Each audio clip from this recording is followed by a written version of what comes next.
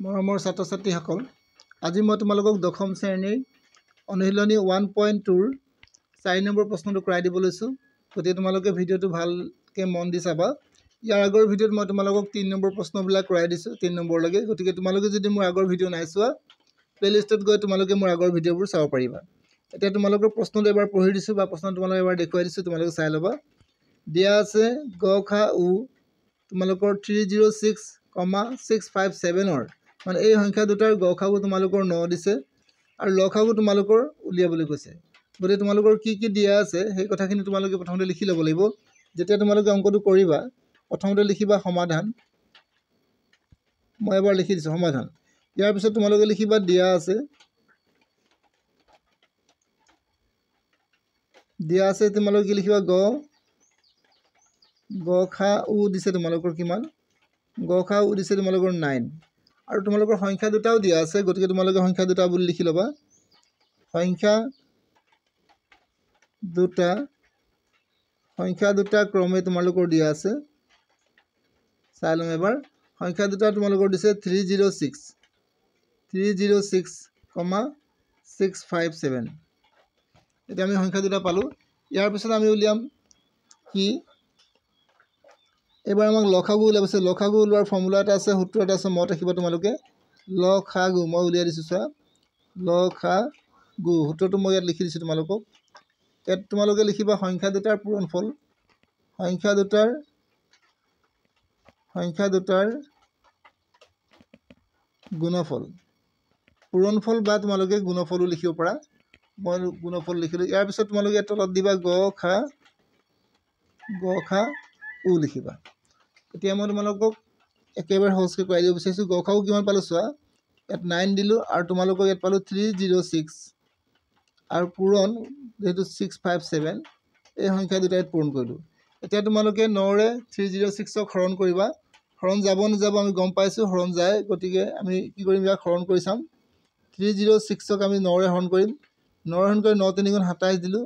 বাকী থাকিলে তোমালোকৰ ইয়াত 3 আৰু 6 থাকিলে 4 9 গুণ 36। গতিকে 36 হৈ গ'ল। গতিকে আমি কিমান পালোঁ ইয়াত চোৱা। 9ৰে যদি আমি হৰণ কৰোঁ 9 গুণ 9, 9ৰে হৰণ কৰিলে আমাৰ 34 যাব। 34। ইয়াৰ পিছত তোমালোকে 34 লিখিলা। 34 লিখাৰ পিছত 657 দিবা। 657 34ৰে 657ক পূৰণ কৰি চাবা। পূৰণ কৰিলে তোমালোকৰ কিমান হ'ব তোমালোকে এবাৰ কৰি চাবা। মই তোমালোকক কৰি দেখুৱাই দিছোঁ, লাগিলে ৰ'ব তোমালোকক। 657 আৰু 34। গতিকে চোৱা 4 7 গুণ 28 থাকিলে তোমালোকৰ 2, 4 5 গুণ 20 21 22ৰ তোমালোকক 2 বহালোঁ, 2 কোলালোঁ। 4 6 গুণ 24 25 26। গতিকে মই 26 বহালোঁ। এইবাৰ 3 7 গুণ 21 দিলোঁ, থাকিলে তোমালোকৰ 2, 3 5 গুণ 15 15 2 তোমালোকৰ 17 হ'ব, থাকিব তোমালোকৰ 1, 3 4 18কে 19।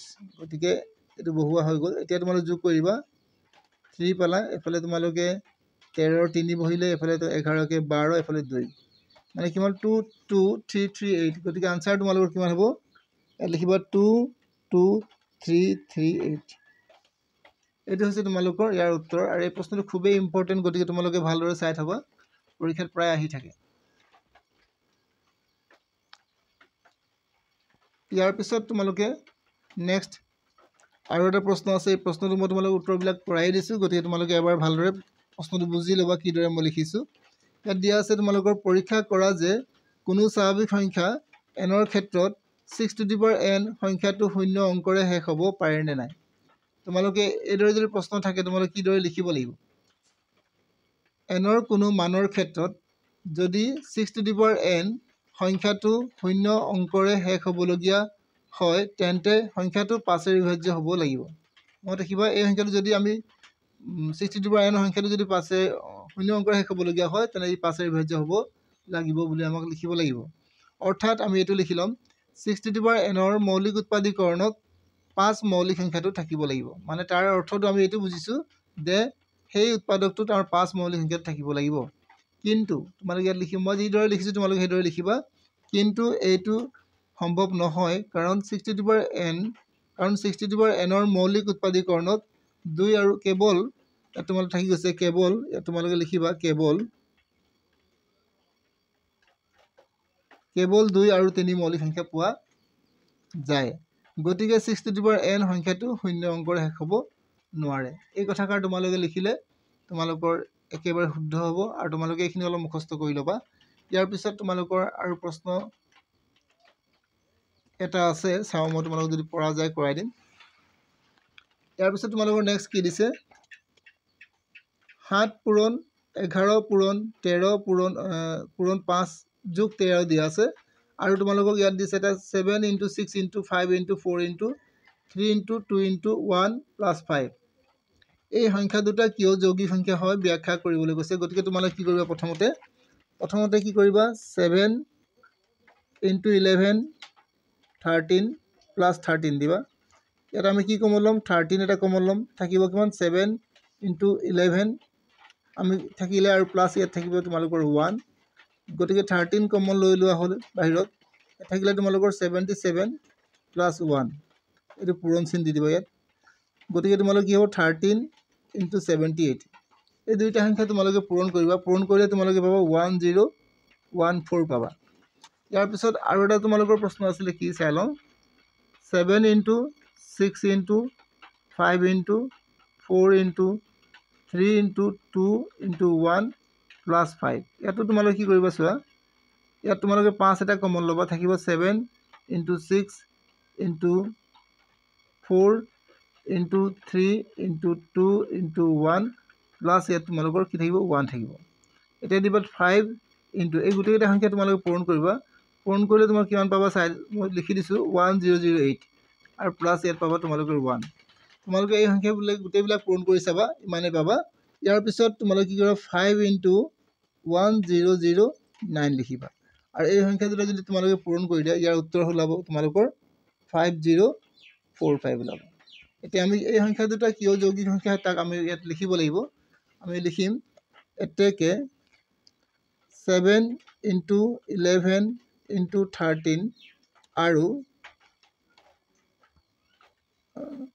প্লাস 13 দিবা 13 কাটি দিছো এবাৰ এতেকে 7 * 11 * 13 + 13 আৰু 7 * 6 * 5 * 4 * 3 * 2 * 1 + 5 সংখ্যা দুটা কি হয় সংখ্যা দুটা কি হয় যৌগিক হয় তোমালোকে লিখিবা ইয়াত যৌগিক কাৰণ সংখ্যা দুটাৰ উৎপাদক মই দেখিব সংখ্যা দুটাৰ উৎপাদক